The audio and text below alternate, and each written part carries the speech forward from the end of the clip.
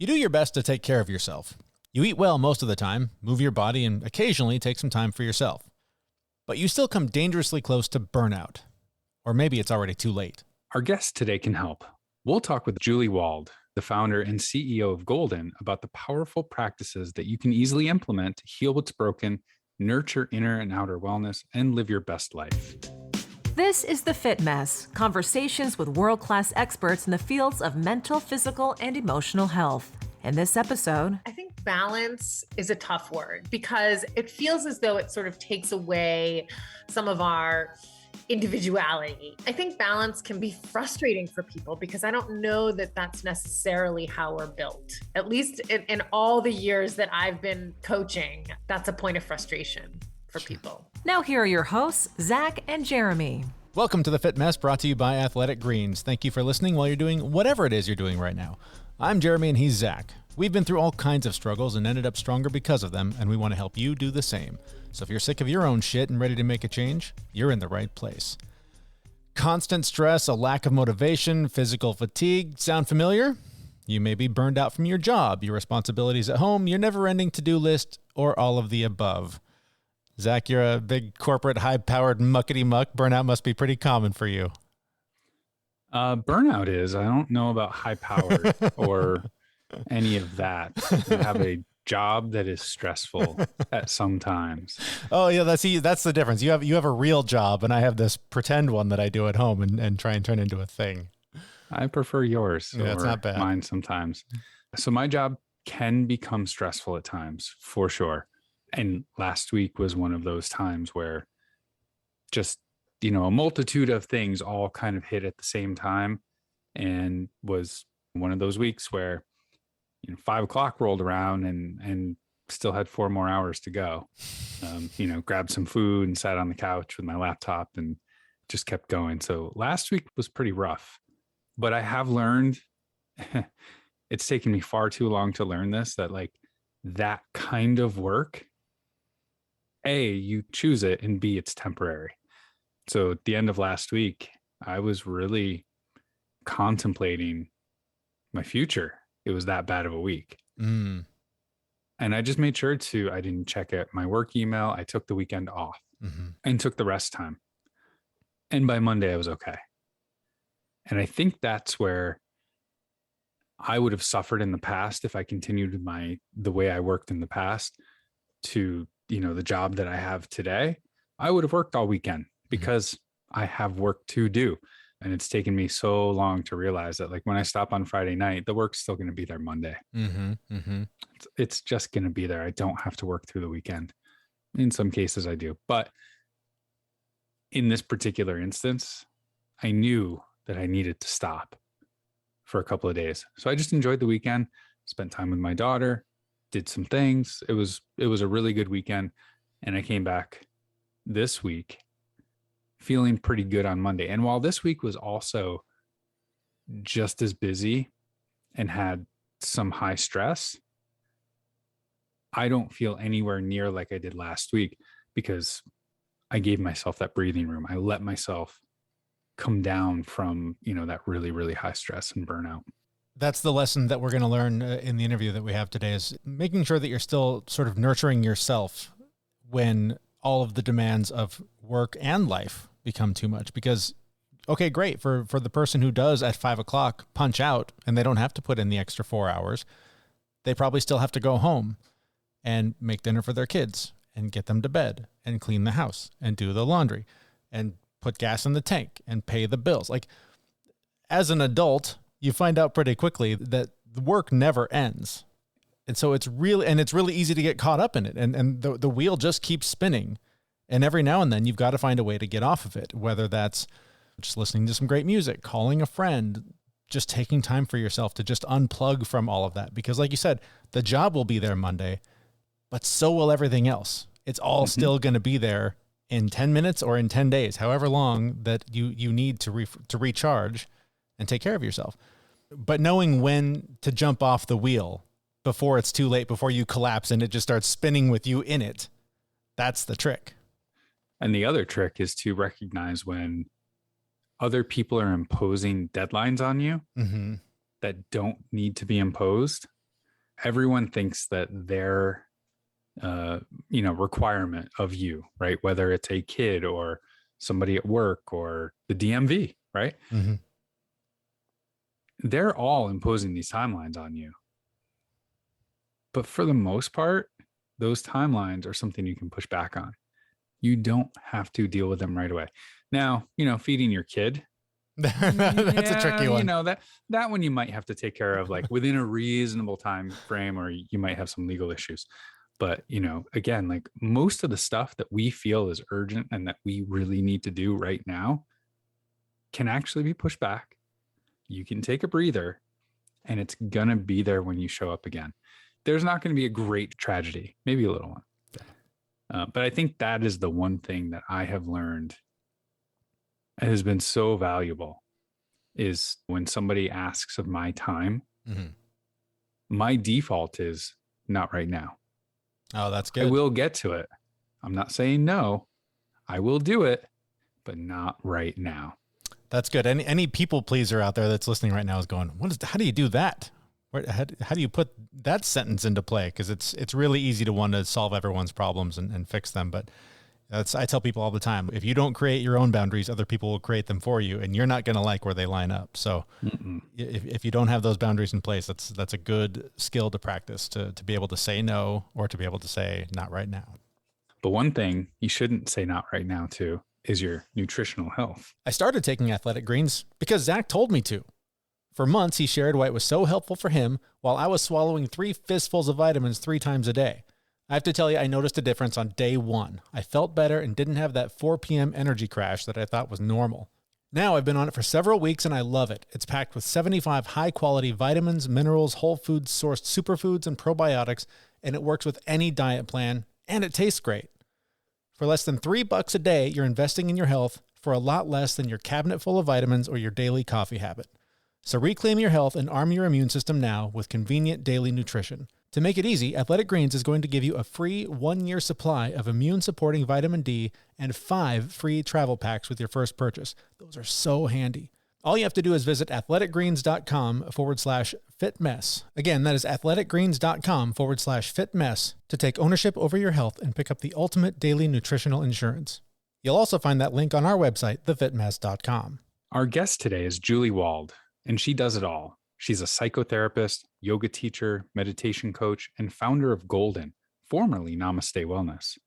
For the last couple of decades, she's been working with high performers to develop realistic wellness plans and approaches to managing their overall physical health and mental health. So we asked her for some common threads that those clients come to her with looking for help. I think not surprisingly, it's stress, it's burnout, it's feeling like they're burning, the candle at both ends. It's feelings of even overwhelm and confusion around the sea of things that they quote unquote should be doing and figuring out how to prioritize what to do. Should I be exercising? Should I be meditating? Should I be eating a certain way? How do I know which one is most important? And what if I just want to spend time with friends? Is that good enough, or is that part of my wellness journey? And so people are hearing so much messaging and so much information that's sifting through sort of what's sort of really the highest and best use of their time and how to prioritize accordingly is also kind of a common issue that we hear. So you've got a book called Inner Wealth. I would love to hear you give just a high level overview of the book. And specifically, you talk about the 4 pillars of wellness. What are they? Yes. So in the book, we talk and I really share the journeys of different incredible clients that I've worked with through the years who have faced different obstacles along their journeys. And these are really high performing individuals. They are incredibly intelligent and they face very nuanced obstacles like we all do. And so I really share their journeys and how they overcome those obstacles in really small and meaningful and realistic ways. But it's all really through the framework of what we call the 4 pillars of wellness, which are movement, stillness, connection, and nourishment. So that's movement, stillness, connection, and nourishment. And really, oftentimes, what I found and do find in my private practice is that people will come and say, I don't know why I'm not okay. I go on my Peloton every day. I eat nothing but kale and avocados. Like, what's the problem here? And oftentimes we have to look at the 4 pillars and we say, okay, well, they have the movement box checked. Maybe they're nourishing themselves nutritionally, but are they nourishing themselves with things that really fill up their spirits? Are they listening to amazing music if that's what they love? Are they seeing theater? Are they finding ways to really feed their soul? We talk about their stillness. Are they getting enough sleep? What does their downtime look like? When are they finding time to restore and refresh? Maybe it's mindfulness. Maybe it's another more formal stillness practice, so to speak. And last, but actually probably most importantly, is connection. And you can be on your Peloton all day long and you can be eating the perfect diet ever. But if your relationships and connection are really not fulfilling and not sort of containing certain elements such as authenticity and in some cases just intimacy, then you could walk around feeling really depleted a lot of the time, no matter what else you're doing. So people have blind spots and you could be amazing at certain pillars of wellness, meaning that you are really consistent, but sometimes we don't really totally see the full picture because, as I'm sure it's hard to see the forest through the trees. So it sounds like we hear so often with so many wellness practices, that balance is really key. Why is it so hard for us to find that balance? What are some of the biggest challenges that we face with that? I believe, yes, balance is important, but I don't know. I think balance is a tough word because it feels as though it sort of takes away some of our individuality. And, sometimes I always like to say everything in moderation, including moderation. So it's kind of like, if I'm a serious athlete, movement may always be my major, most primary source of stress management because it's just the lowest hanging fruit. It's where I'm naturally inclined to go in terms of self-care. But that doesn't mean that I don't need to make sure that I'm taking care in these other areas. And that might mean that I have to make sure that I look after my sleep. And that's kind of like a bare minimum in terms of the stillness, that's really what fuels my movement. I don't know that everybody, for example, needs to be a meditator if that's not something that's calling to them. Just the same way as not everybody's an extreme athlete. They just need to move. They just need to get out and walk a couple miles, whereas to somebody else, it might be that they need to run a marathon and that's authentic to them. And so I think it's more about finding the unique recipe, including the 4 pillars that works for us. And just like if you're baking a cake and the cake calls for vanilla, you might not even taste the vanilla, but the vanilla brings out the flavor in everything else. And so there may be a pillar that needs to be expressed, although it may not be so dominant in terms of how much time it takes up in your life, but it's going to enhance your ability to do all the other things that are most important to you. I think balance can be frustrating for people because I don't know that that's necessarily how we're built. At least in all the years that I've been coaching, that's a point of frustration for people. Mm-hmm. The connectedness that you were talking about, I guess I've recently discovered that I've been lacking connectedness for quite some time in my own life. And it really is amazing, like how the lack of that has really deteriorated so many different parts of my life. And I'm working on fixing it. But if people are kind of struggling, how do you recognize that that's one of the things that you're lacking? And then how do you fix that? What do you do? What steps do you take? What can you do to help fix that connectedness issue if you discover you have it? Yeah, absolutely. I mean, I think one way to sort of look at our relationship to connection is to look at sort of the quality of the connection in our lives. And a lot of people, social media is very, very sneaky in that it can make us feel connected to people because we're seeing aspects of their lives, or we're sharing aspects of our lives, or we're even having correspondences through liking and messaging and things like that on social media.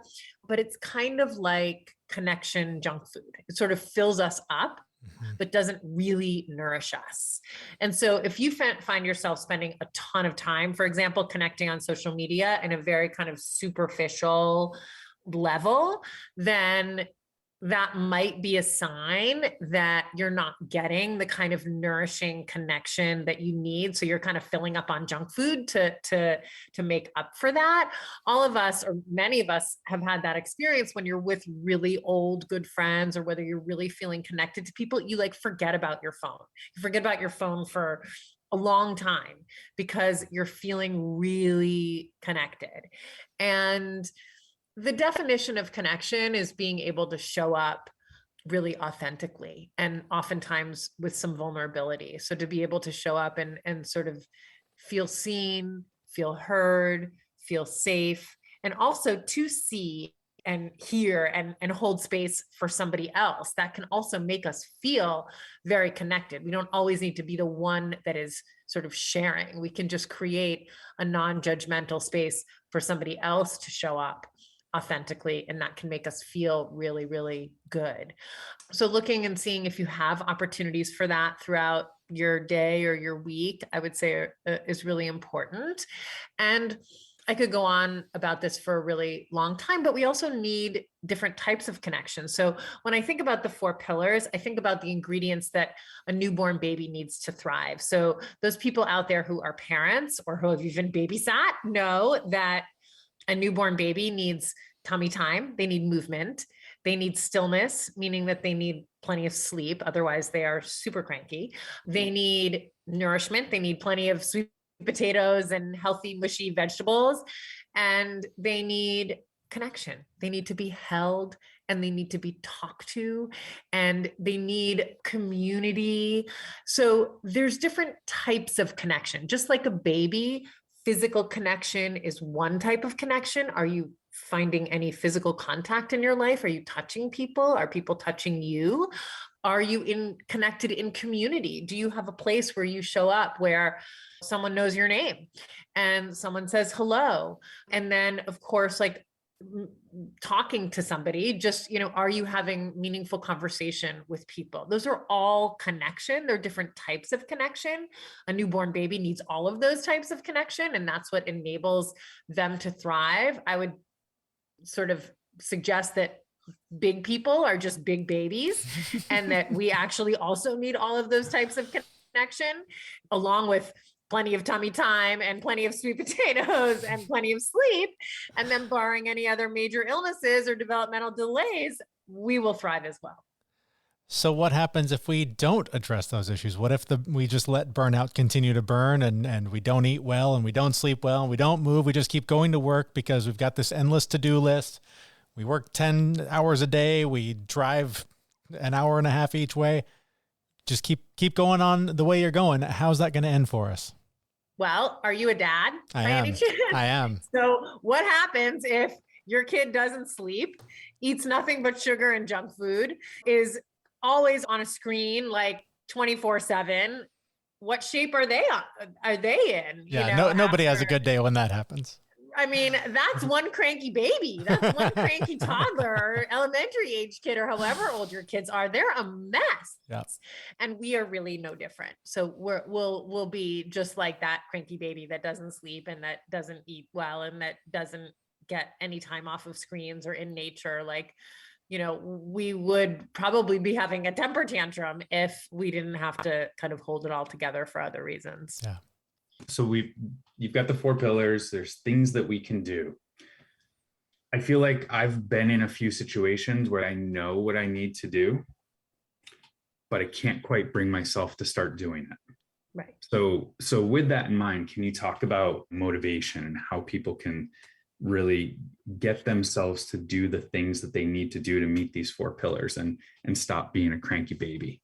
Yes, absolutely. So, one of the things that we know is that if you look at people who do have those four ingredients in their lives in consistent ways, they usually do so out of habit, not out of extraordinary willpower.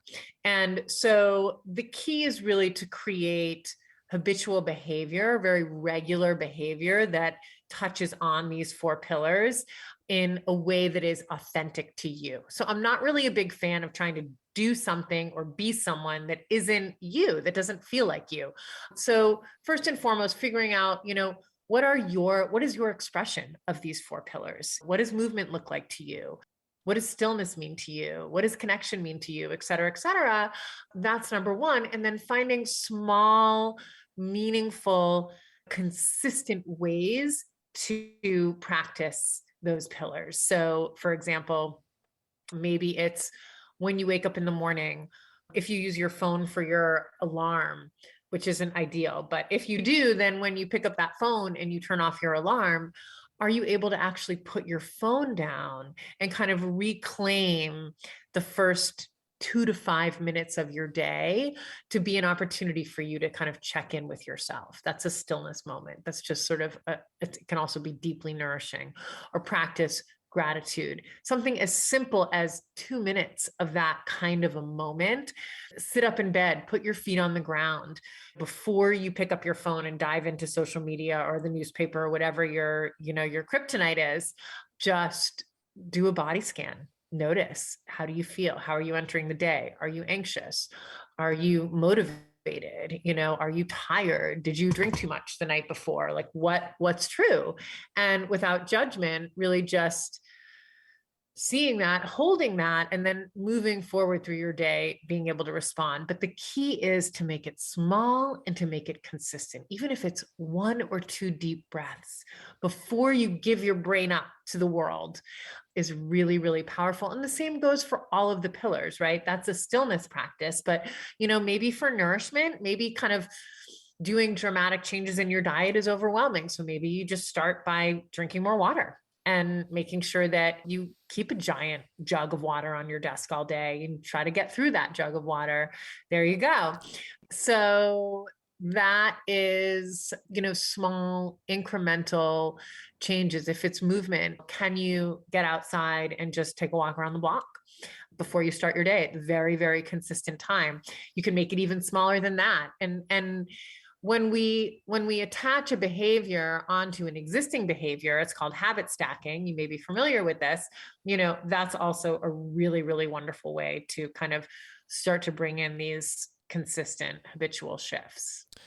But we live in a culture where instant gratification is key. If I go for a quick 10-minute walk, I'm not going to magically drop 10 pounds. And the motivation tends to, for many people, evaporate pretty quickly because the small steps we know from experience over time build up and produce the results. But how do you keep the motivation going when you've gone for the walk every day all week and the scale didn't change or whatever the thing is, right? Like, how do you see the long term? How do you see the end game in these small steps? I think there's lots of ways. I think one way is to continually develop an attitude of curiosity and work with an attitude of curiosity and continuing to learn and read and feel like you're always kind of evolving and growing, even if kind of the physical specific manifestation of what you're going for isn't changing so quickly. You are changing, and your ability to kind of continue to feel like you're in growth mode is happening. And I think that depending on your goal, it's important to track, is this moving the needle or is this not moving the needle, and maybe is a week a realistic amount of time to expect the needle to be moved, and probably not, because very little things, that developed over months or years of time in terms of problems are solved within a week. So however long it took you to get into that situation to begin with is probably how long it's going to take you to get out of that situation. So if you've been gaining weight for the last 2.5 years since the pandemic started, like, it might take you a year to get back to a place where you're feeling healthy, and slow and steady is usually what wins the race, especially in these health and wellness realms because we're trying to make long-term lifestyle changes. So, I think patience is obviously super, super important, but I do believe that it's important to kind of continually reassess, like, okay, is this really what I need? And maybe I'm just not getting enough sleep. And maybe if I slept more, my metabolism would be functioning better and I would be able to run 2 miles instead of 1 mile. And then it was really sleep that was the problem when I thought it was movement. Right. We see a lot of that. Yeah, I bet. Yes, I think I've gone down the wrong path in trying to figure out what I need to do on multiple occasions. If somebody's listening and they just want, one thing that they could do for each pillar, like today, right now, as you're talking, and I think you've mentioned a few of them as we've been talking, but like one thing for each pillar, what could somebody do right now? I love it. So if you sit at a desk all day, setting a timer on your phone with small reminders for you to move your body, even if it's while you're sitting at your desk, doing a spinal twist in your chair, looking over one shoulder, looking over another shoulder, a side stretch, extending your legs out, circling your feet, stretching your head, stretching your neck. These are really small things that can be the difference between feeling like you were run over by a truck at the end of the day and not. So to keep that super realistic, I usually have to set a timer on my phone for every hour or two to remind me and to cue me for that. Cues are really powerful when we're trying to create new habits. In terms of stillness, I mentioned, sitting at the edge of your bed and taking a minute or 2 or 5 before you pick up your phone in the morning. I think that's a really, really powerful practice. I also know that a gratitude practice, as I mentioned, I think briefly, is also a really beautiful way to just slow down for a minute when our minds are moving really, really quickly.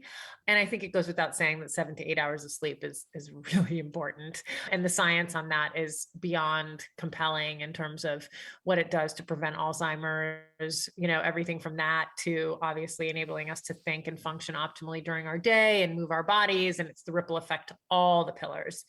Nourishment wise, as I mentioned, drink more water and perhaps incorporate another green vegetable. If you don't already have a green vegetable in your day, incorporate one. If you already have one, incorporate a second one at a second meal so that you can have more green vegetables during the day. That's deeply nourishing. Listen to classical music while you're working. That can also be really nourishing, or whatever kind of music you like for that matter. And in terms of connection, I would say bids for connection. So just reach out to someone that you care about on a regular basis and send them a text that just says, hi. That alone can make you and the other person feel really, really good. And just also, of course, as I mentioned earlier, watch for filling up on junk food connection, because that can be a slippery slope. If there's someone out there that wants to seek out one-on-one help with you, or they maybe want to bring this into their workplace and don't know how to do that, where can we find out more about your work and the services you offer? Absolutely. Go to our website, heyitsgolden.com. You can also find us on LinkedIn and on Instagram at Hey It's Golden. And we would be delighted to support both individuals as well as organizations in bringing the 4 pillars into your life in a realistic and meaningful way. Our thanks to Julie Wald. She's the founder and CEO of Golden and author of Inner Wealth: How Wellness Heals, Nurtures, and Optimizes Ultra-Successful People. You can find out more about her in the show notes for this episode at thefitmess.com. 3 big takeaways from that interview. Balance can mean different things to different people. You may be rocking it with some of the 4 pillars of wellness, but need to work on others. These will fluctuate. Just find what works for you and stick to it. Number 2, as you try to build up your 4 pillars, take small steps and turn them into habits. Taking on too much can add to burnout and will likely fail pretty much every time. And finally, whatever recipe you're using for better wellness, use real ingredients. Call or text a friend. Don't rely on social media for connection. Eat real food. Enjoy music or art or whatever you're into. Make sure you're getting enough sleep and moving your body, again, in ways that work for you and your lifestyle. You don't have to keep up with what everyone tells you should be doing all the time, especially on social media, like so many of us are guilty of trying to do. You forgot one thing, though. What's that? Napping. Napping? When's the last time you took a nap? 3rd grade? Me? Yeah. I took one the other day. Wow. I actually used my brain tap headset at like 4:00 in the afternoon because I was feeling really run down, and I ended up falling asleep. Wow. And I slept for 2 hours. That's amazing. I never fall asleep in the middle of the day. I produce really, really poor quality work, and I'm super tired, but I will not fall asleep in the middle of the day. I can't remember the last time I took a nap. It's been years. Although I did wake up crying because I couldn't find my blankie. that sounds more like it. So, Jeremy, you don't nap, but if you, the listener, do take naps or even have a blankie, we would love to hear about it. So if you want to tell us about that, you can come join us. If you have a blankie, I want to see pictures in the Facebook group. I don't want to just hear this. I want to see a picture of your blankie in the Facebook group. Stories, pictures, and we'll even go blankie, maybe, 30-year-old stuffed animal, maybe. That would be cool too.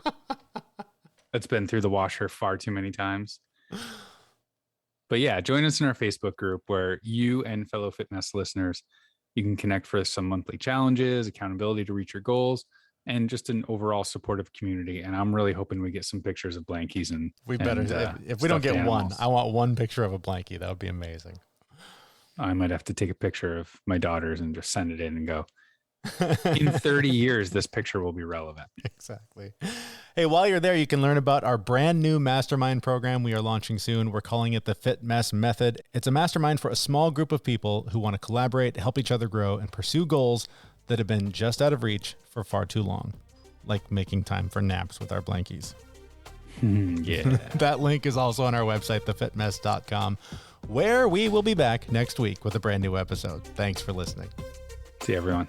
We know this podcast is amazing and doesn't seem to lack anything, but we need a legal disclaimer. Prior to implementing anything discussed in this podcast, it is your responsibility to conduct your own research and consult your physician. You should assume that Jeremy and Zach don't know what they're talking about, and they're not liable for any physical or emotional issues that occur directly or indirectly from listening to this podcast.